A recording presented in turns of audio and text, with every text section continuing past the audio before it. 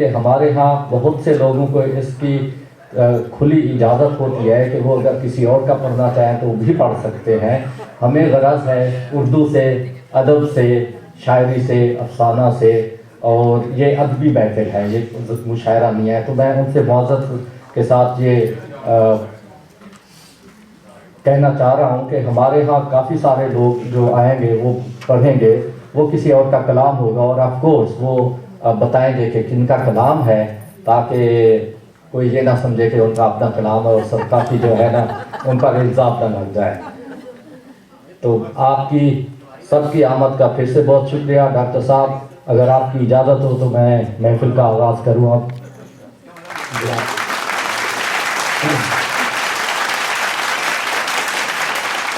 سب سے پہلے میں دعوت کلام دینا چاہتا ہوں ہمارے ایک بہت نئی پڑھنے والی، لکھنے والی تو نہیں کہیں گے ہم لوگ، پڑھنے والی، کیونکہ ہم ہمت افزائی کر رہے ہیں سبھی کی کہ جو بھی آگے آنا چاہے، یہ پلیٹ فارم موجود ہے، یہ اس پر آ کر آپ کوئی افسانہ پڑھنا چاہیں، کوئی شعر و شاعری پڑھنا چاہیں، تو اسپیشلی خواتین کی بہت زیادہ ہمت افزائی بھی کر رہے ہیں. تو اسی سلسلے میں دعوت دوں گا شبنم فردوس کو کہ وہ آ کر اپنے جو کا انتخاب ہے اس سے ہمیں بتائے. بہت بہت شکریہ. حاضرین محفل السلام علیکم. میں آپ لوگوں کے سامنے ایک نظم پیش کر رہی ہوں جو کسی کی لکھی ہوئی، مجھے نام نہیں پتا لیکن مجھے اچھی لگی تو میں نے اس کو پک کر دیا آپ لوگوں کے لیے. تو اس نظم کا نام ہے سرکاری اور غیر سرکاری عیدیں. سرکاری اور غیر سرکاری ریڈیو نے 10 بجے شب یہ خبر دی عید کی. ریڈیو نے 10 بجے شب یہ خبر دی عید کی. عالموں نے رات بھر اس نیوز کی تردید کی. ریڈیو کہتا تھا سن لو کل ہماری عید ہے، اور عالم کہتے تھے یہ غیر شرعی عید ہے. 2 جگہوں میں بٹ گئے تھے ملک کے سارے عوام. 2 جگہوں میں بٹ گئے تھے ملک کے سارے عوام. اس طرف پبلک تھی سب، اس طرف سارے امام.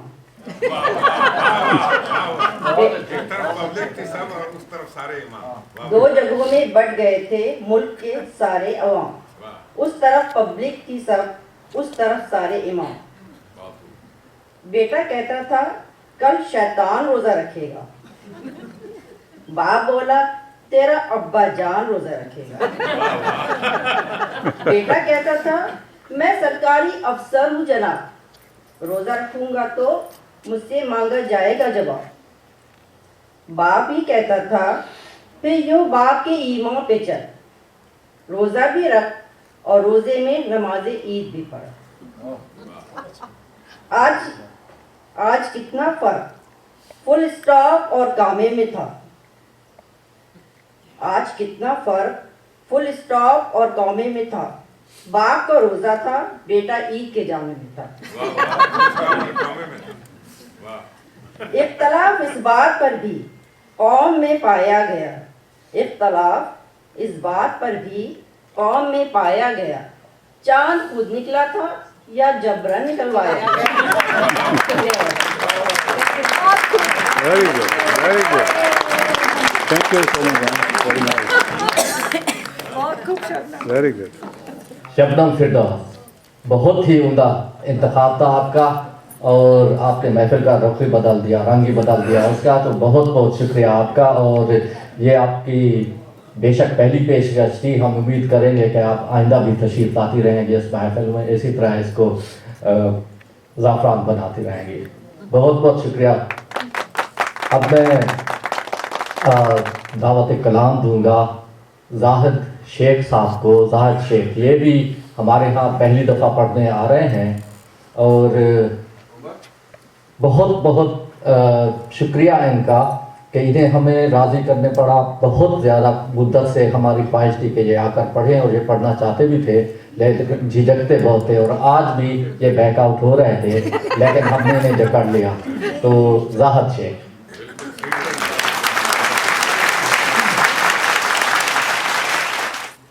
First of all, I'm honored and humbled.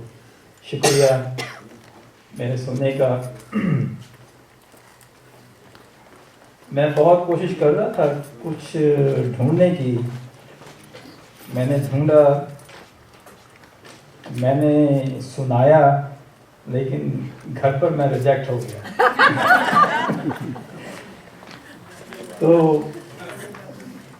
मैं अपनी कोशिश करूँगा, क्योंकि मेरे सामने बड़े मुअज़्ज़ज़ शौरा बैठे हुए हैं। तो ये एक गज़ल है, इसका सोर्स मैंने फाइंड किया है www.urdupoint.com। ये शायर का नाम है?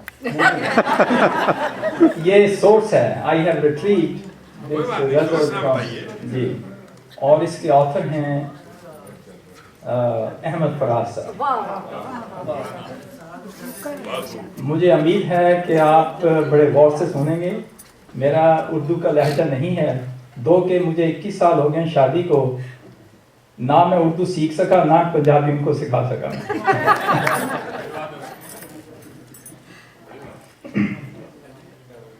इजाज़त है? जी इरशाद।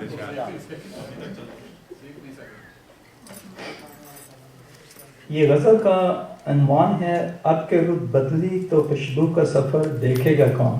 अब के रुत बदली तो खुशबू का सफर देखेगा कौन। वाह वाह।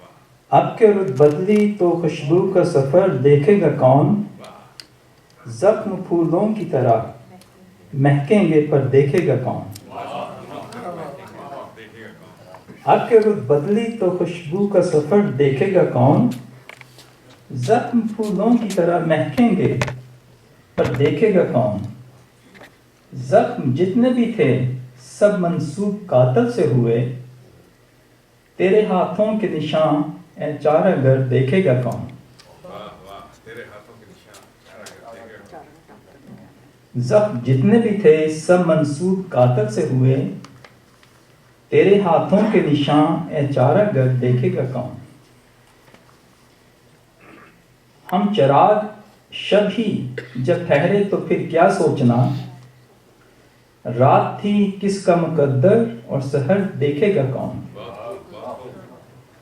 हम चिराग शब ही जब ठहरे तो फिर क्या सोचना, रात थी किसका मुकद्दर और सहर देखेगा कौन। हर कोई अपनी हवा में मस्त फिरता है फराज, हर कोई अपनी हवा में मस्त हर कोई अपनी हवा में मस्त फिरता है फराज, शहरे ना पुरसा में तेरी चश्म तर देखेगा कौन।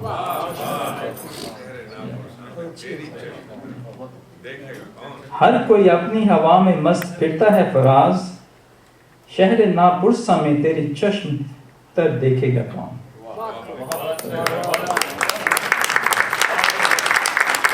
अगर इजाजत हो तो मैं एक लतीफ़ा भी सुनाना चाहता हूँ।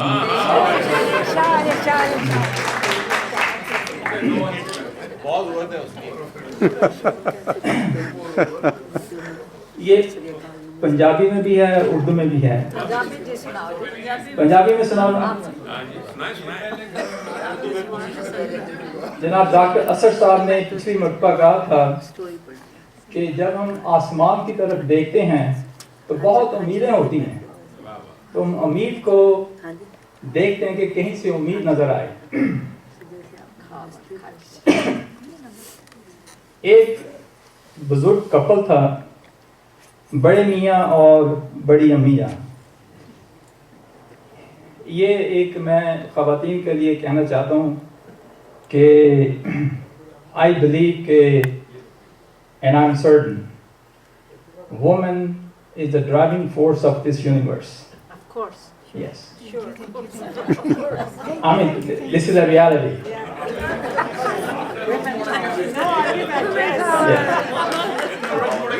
And without woman, universe cannot move. And this is true. لیکن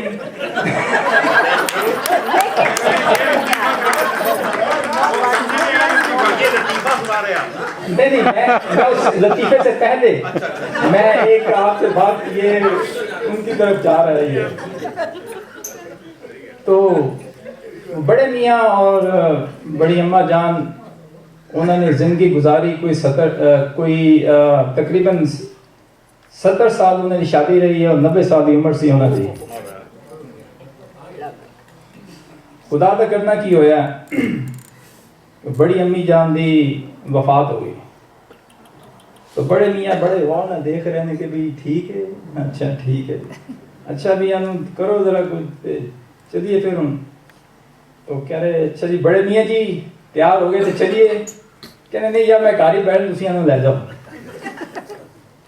تو ادھے رستے چ گئے جدوں تے بڑی اماں دی اکھ کھل گئی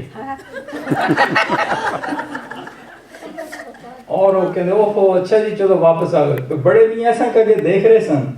وہ کہتے بھئی کی ہویا تمہیں؟ وہ کہتے جی انہوں دی اکھ کھل گئی. اوہو اچھا لے آؤ پہ واپس. 2-3 سال دا زندگی گزری. تو بڑے میاں جڑی سی انہیں زندگی بڑی مؤدبانہ بڑے ادب نال ہر وقت رہندے سن تے گھر دے وچ بڑی کڑکڑاہٹ رہندی سی. 2-3 سال بعد پھر یہی واقعہ ہویا. پھر انہوں نے اس طرح کیتا ہے, پھر لے گیا انہوں نے, وہ پھر رستے اٹھ گئی, پھر واپس آ گئے. وہ کہنے یہ مسئلہ کی ہے تم؟ کہنے بڑے میاں سے کی کریے یہ ہمیں آنکھ کھل جاتی ہے.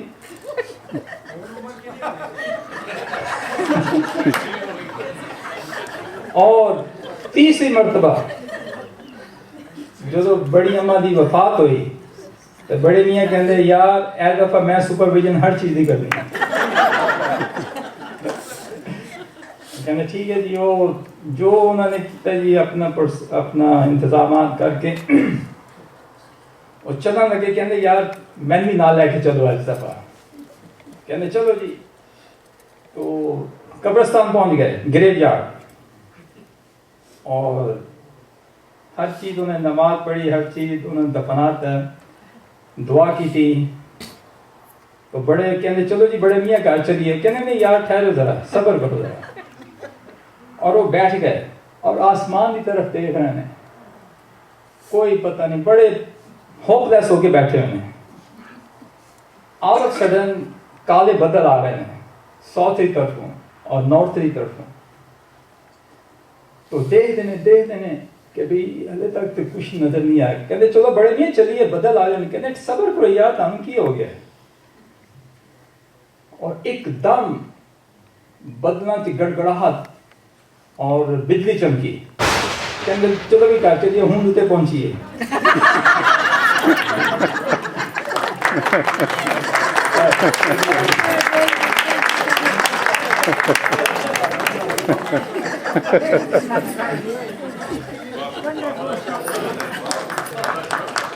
بہت عمدہ راہد بھائی, آپ نے پتہ نہیں اپنے دل کی خواہش اس لطیفے میں بیان کرنے کی کوشش کی ہے یا اس چیز کے آرزو مند ہیں. اللہ خیر کرے. اور آپ کوئی پیغام دینا چاہ رہے تھے؟ ایسی بات نہیں شینگ صاحب, بارش کے آرزو مند ہے. بارش کے آرزو مند ہیں اور اس کے بعد دیر تک بیٹھے دیکھتے رہے گے کہ بجلی کب کڑکتی ہے. بہرحال بہت محظوظ کیا آپ نے راہد بھائی, بہت بہت شکریہ. آپ کی بھی پہلی بار آمد تھی اور امید رکھتے ہیں کہ آئندہ بھی بجلی کڑکتی رہے گی. یہ افسانچہ نما لطیفہ تھا, بس یوں کہنا چاہیے کہ نیکسٹ ٹائم ہم جو ہے نا وہ افسانے کے دور میں رکھیں گے لطیفہ.